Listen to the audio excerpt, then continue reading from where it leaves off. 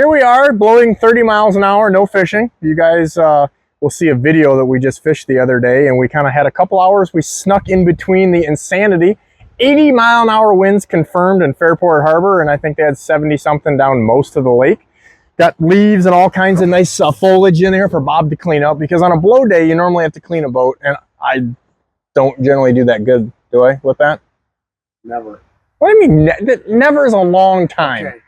Not most. I can't. Yeah. No. So anyhow, we slept in a little bit, or at least some of us did. Yeah, we got rods everywhere.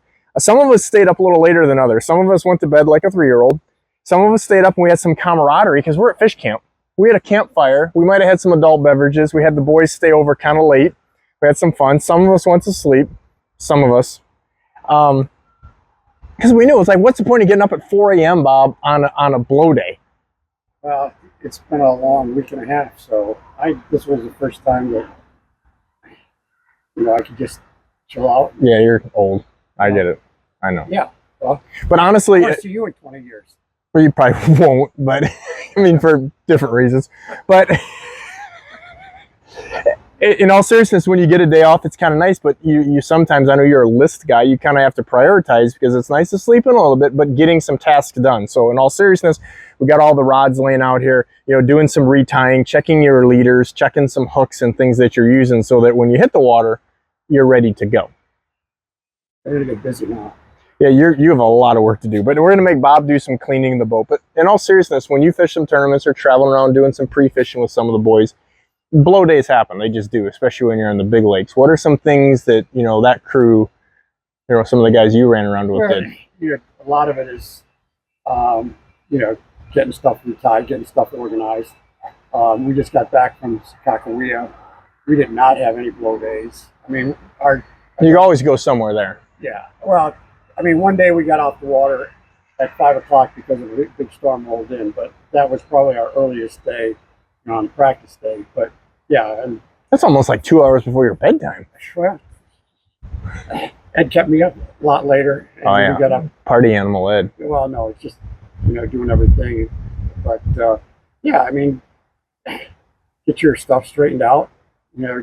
Go through your tackle, make sure figure out where you're going to go the next day, get everything ready to go. So it's all preparation. Do a little map work. Yeah. Stuff like that. Honestly, there's tons of things to do. There's never a lull of things to do unless you just are very forgetful. But we did a little tackle shop around. I think one of the things through the years when I was traveling with like Gary Roach and those old farts is that, those guys, especially pre-internet, always going to the tackle shops and looking for things that we need or don't need, all that dock talk. Fortunately, we're pretty dialed in with our Silver Streak spinners and our Thunder sticks for the most part. But, trying to find some old stuff, and I think it seems like 9 out of 10 tackle shops I go to, they don't have hardly anything. But yet, some of these old shops, I find one thing and it keeps me kind of going and hunting for them. Like you just found some baits. We're not going to tell them what they are. Some old baits for us that you wouldn't have thought you'd found that, right?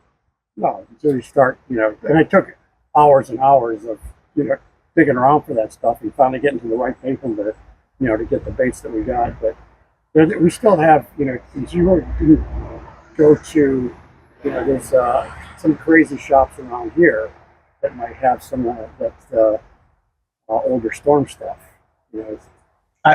We looked last year. We couldn't even find swivels, let alone old baits. To be honest with you, yeah, but do you know what I did? When you were he got his hair cut today. Geez, I don't even know what they cut. I thought they were cutting melanoma off him or something. I mean, there's like, you didn't have anything up there to begin with. Like, seriously, but he went and got a haircut. So we just kind of jumped around and started going, me and one of my buddies, and we ended up at FishUSA.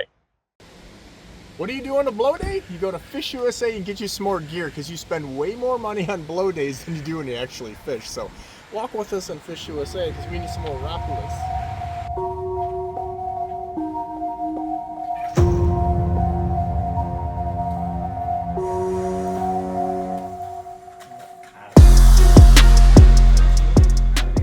Because where else would you go, FishUSA? I mean, they have everything. Like literally, you go in there, they have everything, and they have it. You have any presents? Did I get you any presents? I did get 3 items that I can't show on camera that are new items that are coming out. They said, hey, go get some photos with these, try them out, let me know what you think. So that's exciting. Some stuff that's going to be in the gift guide for Christmas time. So a little teaser on that. FishUSA has a lot of stuff. Even, you know, obviously I use Rapala, you know, and baits like that, and Storm, because I work with those guys. We still use other things. You know, it's not like that's the only stuff we use. That's be crazy to say. Majority of stuff I use at this point is that.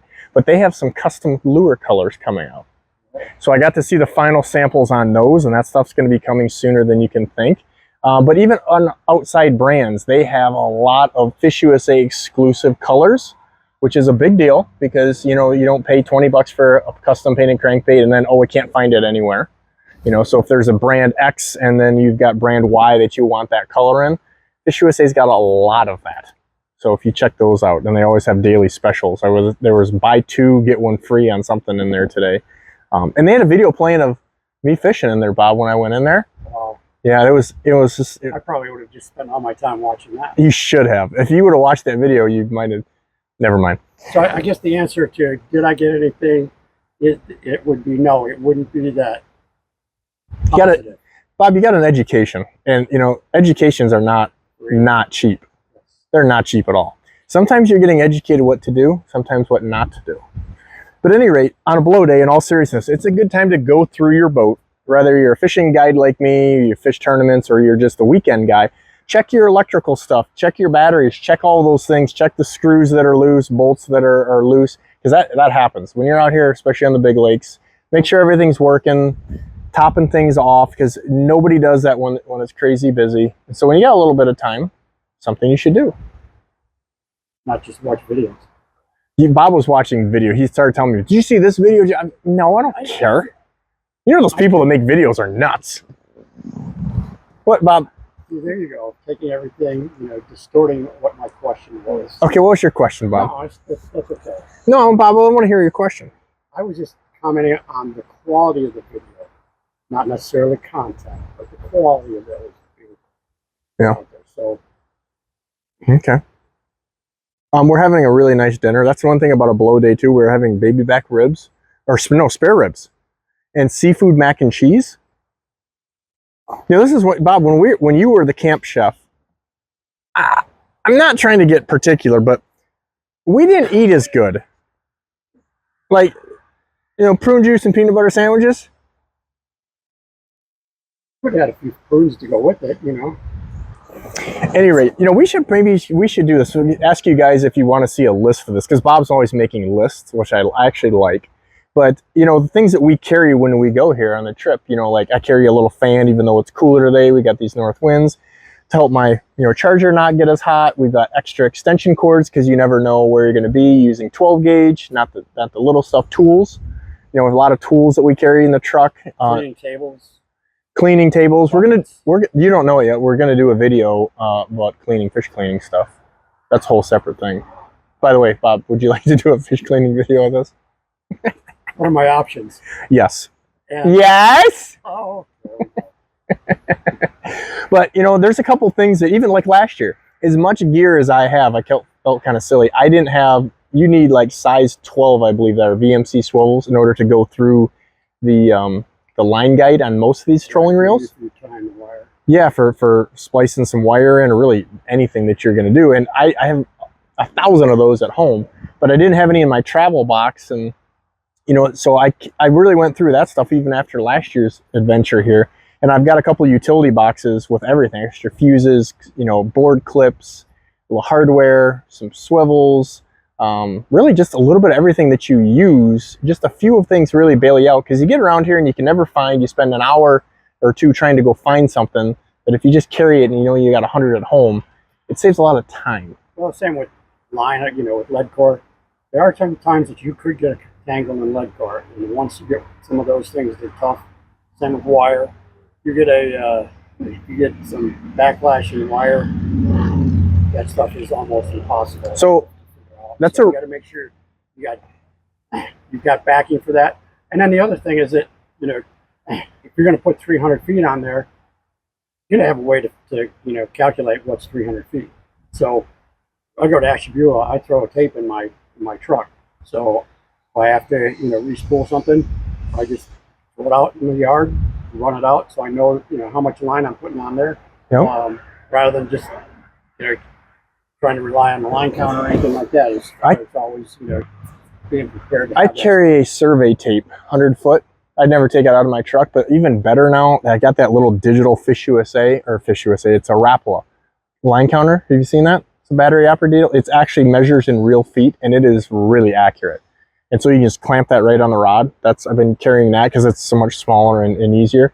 The other big thing that I do, that I don't know if you know that I do, is I got a little spool box down underneath my console, and I've got a thing of 30-pound 30-pound P-line Endurex braid. That's basically what I would use on my jets or my dipsies. And then I've got 12-pound P-line CXX Strong, which is what I mainly use for leaders or my main mono trolling. And then I got some little floral stuff in there that I'll, make leaders and things with. But to your point, if I have to re-spool, then I don't have a whole rod down, but I don't have to take my bulk spools, because at home I got the big bulk spools, but I just carry those little filler spools in case. Right. Well, and you had extra rods and reels already set up for stuff. So the last thing you want to have to do is on the water, strip a reel down, put more stuff on it. So, if you're going to be running 6, dipsy rods, you might have 2 extra ones. So, all ready to go. So if you've got a failure, then you're ready to go. And then we get back that night. There's another thing you got to do is re-spool the rod that had a problem. But I don't think that you really I feel like about not having too many rods. I felt like there was going to be a little dig here. Well, we got the Burt's rod corral right here. So you load it up. That's you got to have what you got to have, because again, it's kind of crazy, but these tackle stores, generally speaking, they're like bait stores anymore. They have bait and ice and some incidentals. Until I went to FishUSA today, it's like people just, it just kind of is what it is with the nature of the digital world, and you get it in a day or two. But doing what we're doing, I don't want to wait a day or two and then the time to do it. So we're not going to talk about fish cleaning stuff, but the other things that we use a lot, like I carry a power drill with me in case I got to drill something or whatever. Attach something's going to take, a lot less time with that. Punish people. I put a hand in his hole. Yeah. It's hand in his hole? Yeah, or cartel. Oh. Like a hole in the hand or something. Yeah, all of those things. Yes. It's the same thing. Yeah, Bob, 100%. I'm still so just verglimpsed in my esophagus from when I had you in the boat there, and there was so much going on with you and Travis. It was just like herding cats. Well, can you wait to see that video, Bob? Be honest. Well, I think I am interested in seeing it because I didn't get yelled at. Bob, we were in Pennsylvania today, and there was a guy that came up to me, and he was like, you want to come over here and look at these thunder sticks? I watch your videos, and he's like, you've helped me. And he's like, but just so you know, you're helping other people too, because all of the colors you mentioned are gone off the pegs. And it was kind of crazy not that was just because of us, but it is funny how many people that's what they pay attention to, is just the colors of the thunder sticks. But they were almost sold out. FishUSA still has a few, but. Excellent deflection. I didn't deflect anything. I don't know. Okay. Anyhow, tell these people what the video is coming. This is going up tonight, but tell these people what's coming. Do you want to give them a little teaser of what happened? How many fish over 27 inches we had?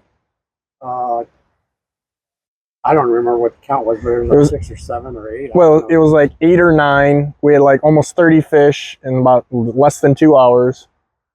It's pretty amazing. Bob only lost a few, so that was a real win. It was kind of, yeah. But at any rate, Bob, tell them you're gonna watch. Do your pitch. Close us. You want to see this trip out there? Rods going everywhere, multiple fish on, just total chaos in the boat, but organized chaos. It wasn't like we were out of control, but everything was moving fast. It was just nonstop. This rod, that rod, this rod, that rod. Everything being directed by Robertson. What he said.